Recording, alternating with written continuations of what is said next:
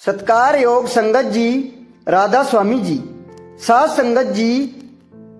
यह इतिहास की एक ऐसी घटना है जिसने धर्म के क्षेत्र में सच्चे अर्थों में समझाते समानता की नींव रखी।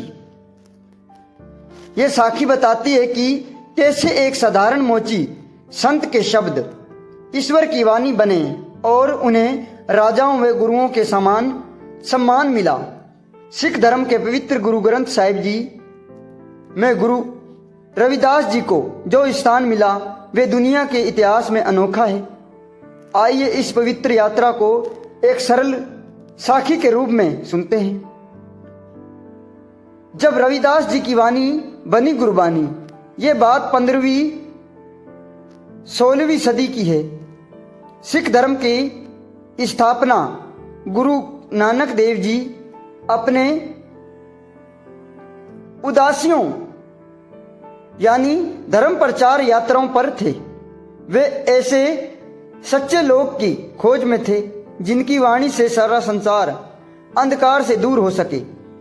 जब गुरु नानक देव जी काशी बनारस पहुंचे तो उनकी भेंट संत गुरु रविदास जी से हुई। दोनों महापुरुषों के बीच गहरा संवाद हुआ, गहरी बातें हुई। गुरु नानक देव जी ने देखा कि संत रविदास जी वही सत्य कह रहा है जो वह स्वयं कहता था। ईश्वर एक है और वह हर मनुष्य के भीतर है। जाति पाति केवल एक भ्रम है। गुरु नानक देव जी ने रविदास जी की वाणियों को बड़े प्रेम और सम्मान से अपने पास संभाल कर रख ली। उन्हें लगा कि आने वाले पीढ़ियों को इस आवाज की बहुत आवश्यकता होगी।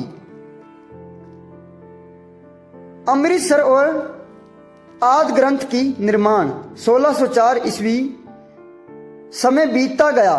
अब सिखों के 5वें गुरु गुरु अर्जन देव जी का काल था। समय था अमृतसर में पवित्र सरोवर के किनारे रामसर स्थान पर एक महान कार्य चल रहा था। गुरु अर्जन देव जी ने निश्चय किया कि एक ऐसा ग्रंथ तैयार किया जाए जो पूरी मानवता को सही मार्ग दिखाए। यही ग्रंथ आगे चलकर आदि ग्रंथ और फिर गुरु ग्रंथ साहिब जी कहलाया। उसी समय समाज में यह धारणा थी कि धर्म ग्रंथ केवल संस्कृत में ही और केवल ऊंची जाति वाले ही लोग लिख सकते हैं। लेकिन गुरु अर्जन देव जी ने इसे सोच को तोड़ दिया। उन्होंने कहा कि इस ग्रंथ में केवल गुरुओं की वाणी नहीं होगी बल्कि हर उस भक्त की वाणी होगी जिसने सत्य को जाना है, चाहे वे किसी भी जाति या धर्म का हो। गुरु रविदास जी का स्थान। जब गुरु अर्जन देव जी आदि ग्रंथ का स्थापना कर रहा था तब उन्होंने गुरु नानक देव जी द्वारा संकलित की गई संत रविदास जी की वाणियों को समान रखा। भाई गुरदास जो ग्रंथ लिख रहा था शायद मन में सोच रहा हो कि क्या समाज का एक चरमकार संत की वाणी को गुरुओं की वाणी के साथ स्वीकार कर सकते हैं। तब गुरु अर्जन देव जी ने स्पष्ट शब्दों में कहा, सत्य की कोई जाति नहीं होती। जिस ऊंचाई पर नानक पहुंचा है उसी ऊंचाई पर कबीर और रविदास भी पहुंचे हैं। उनकी वाणी अवश्य लिखी जाएगी। इस प्रकार गुरु रविदास जी के 40 पद और एक श्लोक गुरु ग्रंथ साहिब में शामिल हैं। 12 बारी का सिंहासन। यह घटना साधारण नहीं है। जिस समाज में गुरु रविदास जी को मंदिर में प्रवेश नहीं मिलता था उसी समाज में गुरु अर्जन देव जी ने उन्हें हरमंदिर साहिब स्वर्ण मंदिर के भीतर स्थान दिया। जब गुरु ग्रंथ साहिब जी का प्रकाश हुआ तो एक अद्भुत संदेश सामने आया। सिख मर्यादा के अनुसार जब कोई व्यक्ति गुरु ग्रंथ साहिब जी के सामने माथा टेकता है तो वह केवल सिख गुरुओं के ही नहीं बल्कि गुरु रविदास जी को भी नमन करता है। वे गुरु नानक देव जी की वाणी और गुरु रविदास जी की वाणी में कोई भेद नहीं है। दोनों समान रूप से पूजनीय हैं। रविदास जी की आरती। गुरु ग्रंथ साहिब जी में गुरु रविदास जी की एक प्रसिद्ध आरती भी शामिल है जो आज भी गुरुद्वारों में बड़े प्रेम से गाई जाती है।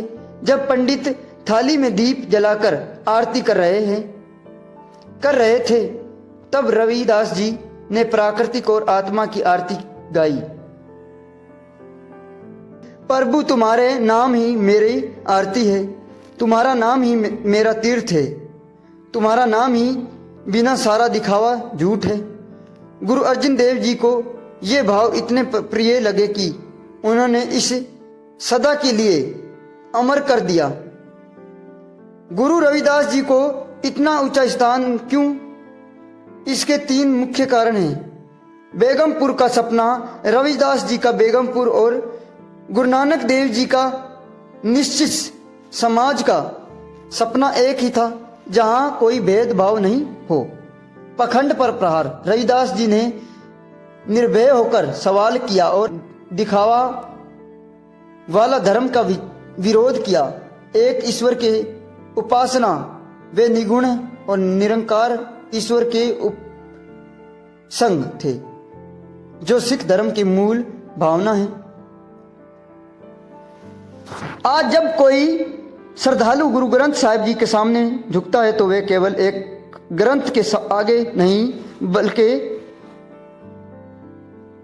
जातिवाद और भेदभाव के विरुद्ध झुकता है। वे उस चरमकार संत को नमन करते हैं जिसने बताया कि यह शरीर तो मिट्टी का पुतला है, असली शक्ति तो भीतर बैठी है। गुरु ग्रंथ साहिब जी में गुरु रविदास जी को केवल किसी एक वर्ग का नहीं बल्कि पूरे संसार का गुरु बना दिया। यह इस महान घटना का सच्चा संदेश है। राधा स्वामी जी।